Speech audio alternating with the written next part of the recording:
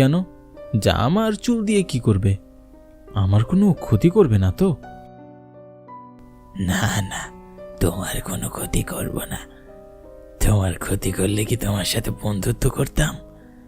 তুমি আগে এইগুলো দাও, তারপর বুঝতে পারবে। একদিন পড়ার টেবিলে বসে চিন্তা করছিলাম, ভূতের সাথে বন্ধুত্ব, এটাও কি সম্ভব? তখন অজয় পাশেই বসেছিল এবং অপলক দৃষ্টিতে তাকিয়েছিল আমার দিকে। ভূত, যার নাম শুনলেই শিশু, বুড়ো, ধনী, গরিব, রাজা, প্রজা, দুর্বল, পালোয়ান সকলেই ভয়ে অস্থির হয়ে যায়, সে আমার নিত্যদিনের সঙ্গী, তার সাথেই বসবাস। ভাবতেই অবাক লাগে। কখনো কখনো মাঝে মাঝে ভয়ে চমকে উঠি। হঠাৎ যখন তার দিকে দৃষ্টি পড়ে, ভূতুরে চেহারা, গায়ের রং কিছুটা অস্বাভাবিক, যেন ভূতের সম্মুখ দর্শন। তখন অজয়কে বললাম, অজয়, তোকে দেখে মাঝে মাঝে আমি ভয়ে চমকে উঠি রে। আমি যতটুকু জানি ভূতেরা নাকি তাদের রূপ চেঞ্জ করতে পারে। তুমি যখন আমার সামনে আসো, মাঝে মাঝে আমি অনেক ভয় পেয়ে যাই।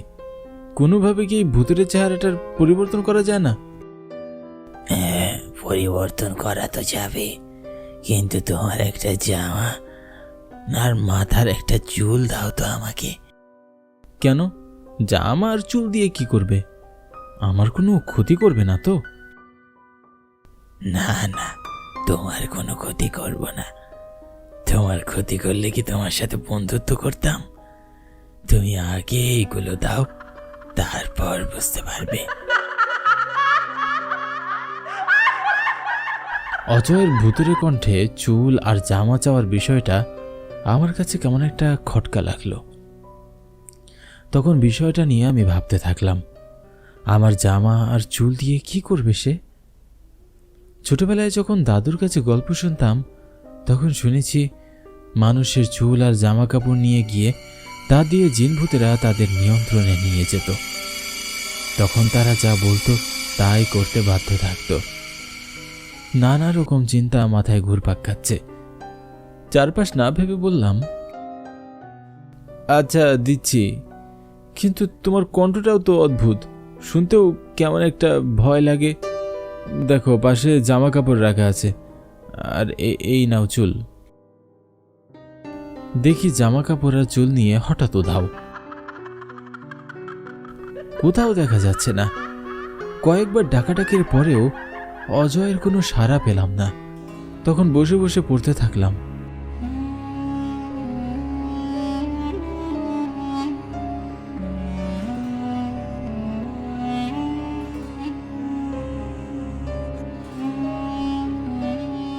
অনেকক্ষণ পর ফিরে আসলো নতুন রূপে, যা দেখে আমি খুবই অবাক হলাম। দেখি এ যেন আমারই যমজ ভাই, দেখতে অবিকল আমার মতো। হাই ব্রো, এখন আমাকে কেমন দেখতে লাগছে? অসাধারণ, দেখতে একদম আমারই মতো লাগছে। কোথায় ছিলে এতক্ষণ? একটা মজার খবর আছে। কি খবর? শোনো তাহলে। মেলা মেলা মেলা, পশ্চিম পাড়ায় ঠাকুর বাড়িতে এক বিশাল মেলা। মেলার আয়োজন করা হয়েছে। উক্ত মেলায় রোমাঞ্চকর ভূতের গল্প শুনতে চলে আসুন আজ রাত 9টায়। আজ শুনতে পাবেন রোমাঞ্চকর ভূতের কাহিনী অশনি সংকেত।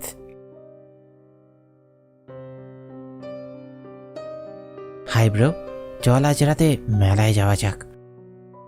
না ভাই, আমি যাব না। কখনো রাতের বেলা একা কোথাও যাইনি, বাবা জানতে পারলে রাগ করবে। চলোই না যাই, বাসায় যখন সবাই ঘুমাতে যাবে তখন আমরা যাব, আবার তাড়াতাড়ি চলে আসব। আচ্ছা ঠিক আছে, কিন্তু তাড়াতাড়ি চলে আসব।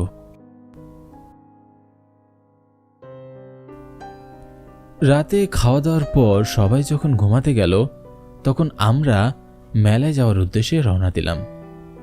বাড়িতে কাউকে না বলে কখনো রাতের বেলা একা কোথাও যাইনি।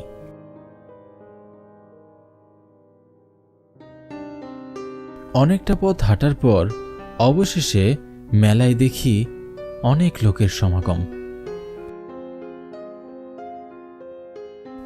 গল্পের আসর মঞ্চের সামনে সবাই লাইনে দাঁড়িয়ে টিকিট কাটছে। সেখানে দাঁড়িয়ে রইলাম টিকিটের অপেক্ষায়। দেখি অনেকেই টিকিট কাউন্টারের সামনে দাঁড়িয়ে হট্টগোল করছে টিকিটের জন্য। সবাই শান্ত হয়ে লাইনে দাঁড়িয়ে টিকিট কাটুন। মেলায় শান্তিময় পরিবেশ বজায় যাতে কোনোভাবেই নষ্ট না হয়। সবাই যে যার মতো লাইনে দাঁড়িয়ে গেল। একদম শান্ত পরিবেশ, কোনো হট্টগোল নেই। লোকটিকে আমি আগে কখনো দেখিনি। অজয়কে জিজ্ঞেস করতেই বলল, উনি রাজু ভাই, এই ইউনিয়নের সম্ভাব্য চেয়ারম্যান পদপ্রার্থী। একজন মেধাবী ছাত্র ছিলেন, অনেক ভালো মনের মানুষ, সবার সাথেই খুব সহজেই মিশে যায়। এক সময়ে অনেক নামকরা ক্রিকেটার। এখন উনি আমেরিকায় থাকেন। কেন, তুমি দেখোনি গত ঈদ উল ফিতরে পোস্টারের মাধ্যমে ঈদ উল ফিতরের শুভেচ্ছা জানিয়েছে? না, আমি গ্রামে নতুন, তাই অনেকেই চিনি না। ঠিক আছে, একদিন আমরা রাজু ভাইয়ের সাথে দেখা করতে যাব। লাইনে দাঁড়িয়ে রইলাম টিকিটের অপেক্ষায়। তখন একটা মজার ঘটনা ঘটল। দেখি অজয় আস্তে আস্তে লাইনের সামনে দাঁড়িয়ে গেল। কেউ খেয়াল করেনি। সবার আগে টিকিট কেটে ভিতরে গিয়ে বসলাম।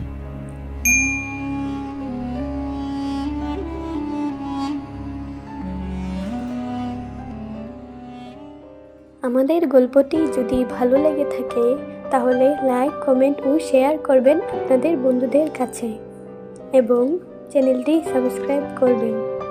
আমাদের পাশে থাকবেন।